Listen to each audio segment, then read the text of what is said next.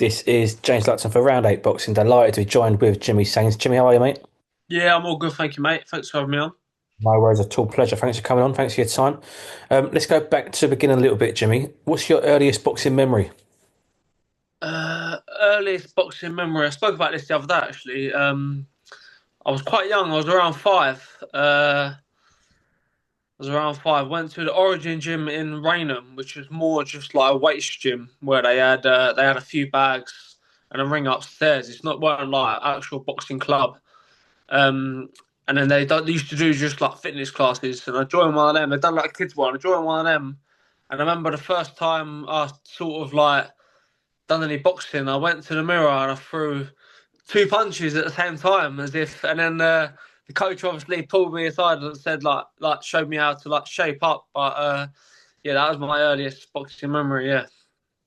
Why did you go to the gym at that point? Was it something your dad brought you down there, or did any family box, or was you into your boxing at a young age? Yeah, my dad was always like into boxing, sort of like follow boxing. Didn't actually box himself. My granddad actually boxed in the navy when he was younger. But yeah, apart from that, I didn't really have no one else boxing in the family. I was quite aggressive and not like harmful, but just quite like had loads of energy as a kid. Do you know what I mean? So my dad just took me down to boxing gym, the gym. He actually trained there himself, so it took me with him. And yeah, from then I just loved it. I was going to say, did you sort of get the boxing bug as such straight away? Did you want to do that from that moment onwards? Yeah, definitely. I mean, I remember from five, like my dad said, if I was going football training, he'd have to tell me, "Oh, make sure you're ready at this time. Make sure you've got everything." But where boxing, I had my gloves and my wraps and my boots. I was waiting at the door for ages for my dad saying I was dragging him out the door. Do you know what I mean? Yeah, from the age of five, I had that always had that buzz for boxing. Yeah, Well, you mentioned about, you going to football training, things like that, but it was always boxing that took you a bit more. You was always more prepared for that. You wanted to go boxing a bit more. See, football runs in your family. Your little brother Bobby plays football for Ipswich. Your dad Chris played at, good level at youth for West Ham, played with Rio Ferdinand, things like that. For you, why was it not football? I did play football. I played up till I was around 13. Wasn't too bad. I played for like the district, played in a decent Sunday team as well. But yeah, just I mean, it clashed with the boxing. I think I remember the last football game I played, or that last season I played. I actually broke my wrist. I was playing football, I went in for a tackle, and then they kicked the ball and I bent my wrist back, and I actually had a small fracture in my wrist. So it put me out of boxing for 6 weeks. So I sort of my dad was like, the boxing's and the football's clashing. You've got to sort of choose what you want to do. Yeah, so and then from then, I didn't really ever play football again. I played a little bit at school, but nothing serious. It was all from then. It was all full time boxing. Do you remember your first amateur fight? Yeah, I remember my first amateur fight. I remember his name. Dean. I think Dean Pepper or Dean Smith. His name Dean Dynamite Smith or something like that, or Pepper. Yeah, it was at Attleborough. Um, yeah, it was about. I think it was 2 or 3 days after my 11th birthday. So when you're 11, you get carded, and you can have a fight. So it was straight away 2 or 3 days after, and yeah, it was at Attleborough, and I won. I remember that well, actually. Yeah, yeah, it's always something that sticks with me. Yeah. What was that like in the build-up? All day. I'm assuming most club fights are on a Friday, so you might have been in school all day, and then come the evening you got your fight, your first fight. What was that like when you was at school in the day earlier on? Was you nervous? What was your feelings? Yeah, I was. I suppose it was because it's my first one. Didn't really know what to expect, so it was more just like excitement to looking forward to it. And it was like it was because it was like 1 minute and a half rounds. It went so quick as well. It was just like yeah, it was just great. I really enjoyed it. And then from then I was just looking forward to the next one. You mentioned you was excited because you didn't know what to expect for that first one, but as the fights came on and you was getting through your amateur career, did the nerves come later down the line? I mean, yeah, definitely when I was in like the national championships, where it's like knockout stages. Obviously, if you lose, you're out of the competition. So yeah, I used to get a bit nervous for them. Obviously, just because I wanted to win, just not because I was going in there and boxing in front of people or boxing the other opponent just because I wanted to make sure I get the win and because I know I've trained so hard for it as well. So just I was a bit nervous to make sure I didn't want to lose. I don't like losing. Did you relish fighting in front of a crowd? Uh, I wouldn't say so. I'd say it can work in your favour and it can be a disadvantage as well. I mean, you don't want to get drawn into the crowd too much where you get drawn into a fight. And then also, you do need that bit of a crowd. Sometimes give you a buzz. They can boost, give you a bit of energy when you're in the ring as well. Obviously, now as a pro, nine fights in as a professional, been on a big stage in front of massive crowds. Do you look back at any of your amateur career and feel like you put some of that into play now, whether it be to settle the nerves, whether it be to, fighting in front of a crowd, for example, things like that? Is there anything that you look back on and think, actually, I've learnt well from the amateur side? Yeah, definitely. I learned. I mean, I wouldn't say they're massive crowds, but I've boxed in front of big crowds in arenas as an amateur. I mean, senior grade finals, GB, Three Nations. I've boxed in twice. I mean, there was big crowds. Also boxed in Germany for England, and that was a massive crowd. They was doing like a German tournament, and they done a German versus England duel beforehand. I was boxing on that, and that was a massive crowd.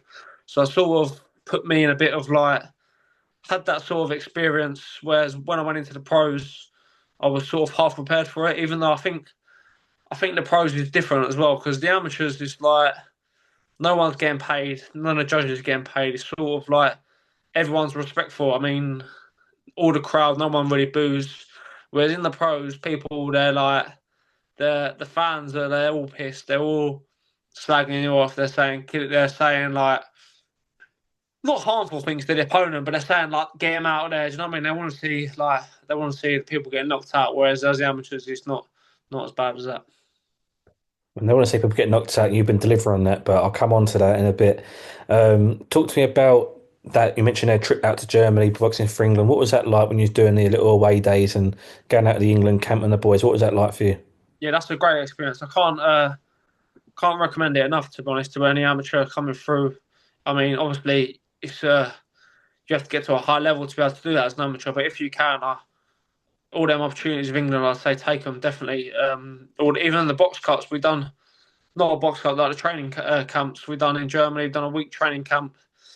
Um, the sparring, just like different sparring, and you just get like thrown out of your comfort zone a little bit. No one speaks English. You go there, it's just you and your coach. Some random boy you've never seen before. You don't know what the style is going to be like, so it just throws you in the deep end a little bit. And just to have that in your locker before turning pro is put you in good stead in the pros. Definitely. Um, Obviously, being a boxer, a lot of sacrifices, a lot of dedication is required.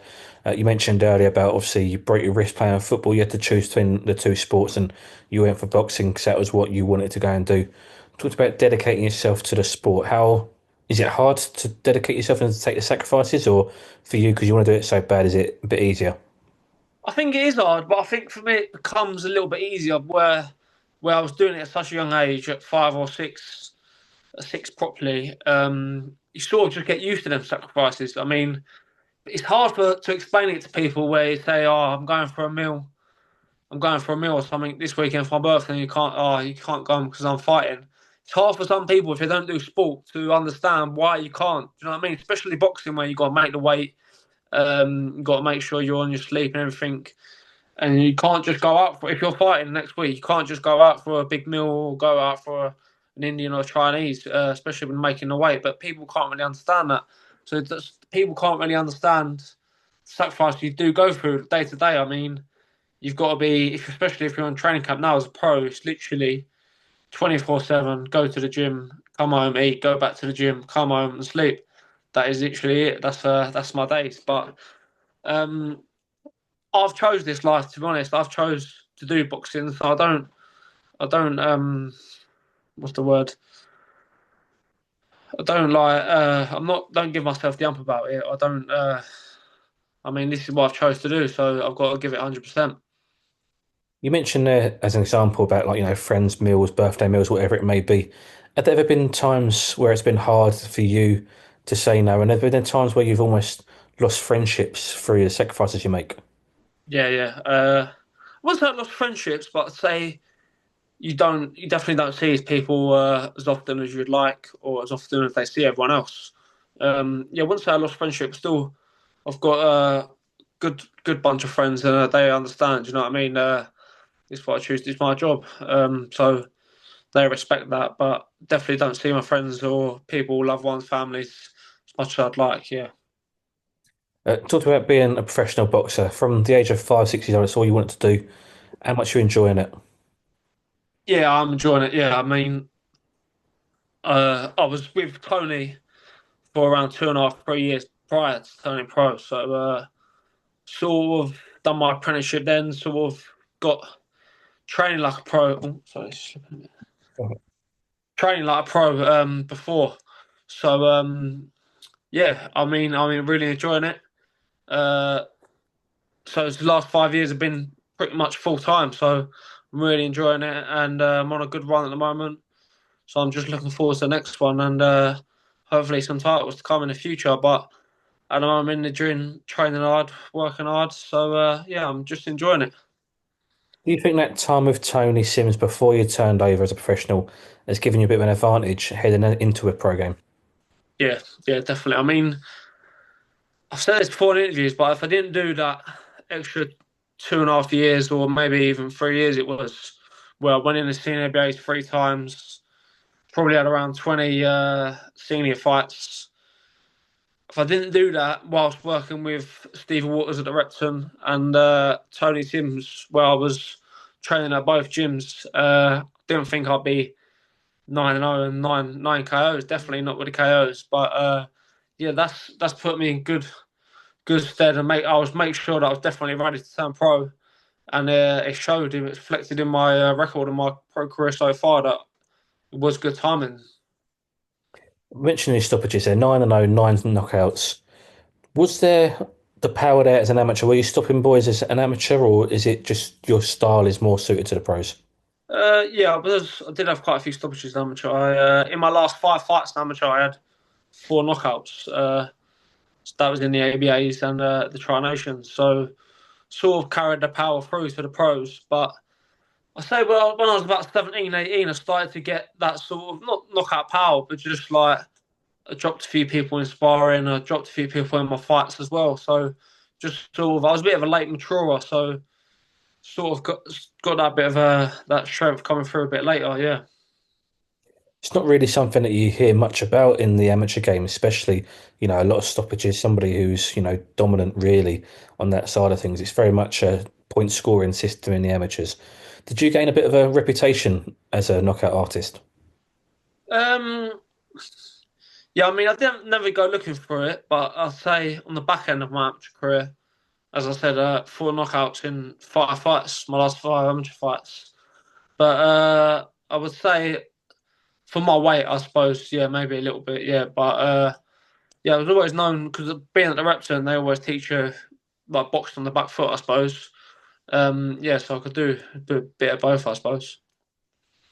And you mentioned that you sound almost surprised when you say about the nine knockouts. You didn't really expect to have 100% knockout ratio as a professional so far. Have you exceeded your own expectations since you turned over?